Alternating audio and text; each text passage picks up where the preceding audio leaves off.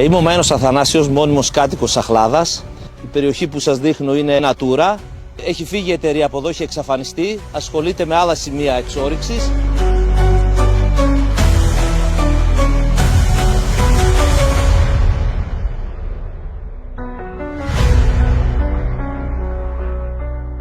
Δεν έχει γίνει καμία αποκατάσταση από τότε. Πήραν το λιγνίτη και δεν έχει γίνει καμία αποκατάσταση. Είμαι ο Νικολαίδης Παναγιώτης, κάτοικος της Αχλάδας. Η εξόρυξη συνεχίζεται περιμετρικά του χωριού σε πολύ κοντινή απόσταση. Αυτό εδώ σημαίνει μια απόλυτη καταστροφή για μας.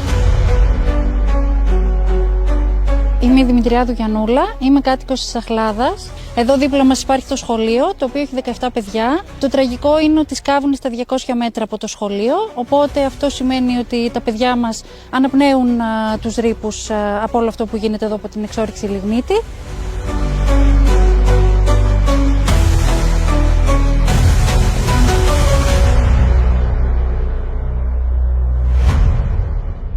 Δεν υπάρχει πλέον γήπεδο ώστε τα παιδιά να μπορούν να πάνε να παίξουν, αφού το έδωσε ο Δήμος για τις ανάγκες εξόρυξης της εταιρείας και δεν μας ακούει κανείς. Δεν ενδιαφέρεται κανείς ούτε για το που ζουν τα παιδιά μας, ούτε για το τι αναπνέουν, ούτε για το ότι δεν υπάρχει καμία υποδομή και καμία αποκατάσταση. Έχουν καταγραφεί πάρα πολλές κατολιστήσεις περιμετρικά του χωριού και φοβόμαστε την κατάρρευση, ας πούμε, ακόμα και των σπιτιών μας. Είμαι ο Μπασδάρης ο Πέτρος, τοπικός σύμβουλος της Αχλάδας. Υπάρχουν σπίτια που έχουν ρογμές και το τελευταίο διάστημα οι ρογμώσεις γίνονται εντονότερες. Σημαίνει ότι είναι θέμα χρόνου να πέσουν τα σπίτια μας. Να πέσουν τα σπίτια μας και είναι πολύ πιθανό να είμαστε και μέσα και να θρηνήσουμε θύματα.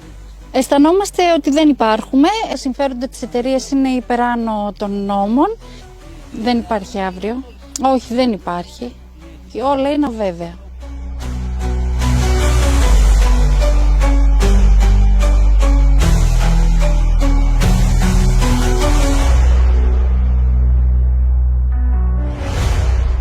Ποιο είναι το συμφέρον, ποιανού, των μεγάλων, των εταιριών?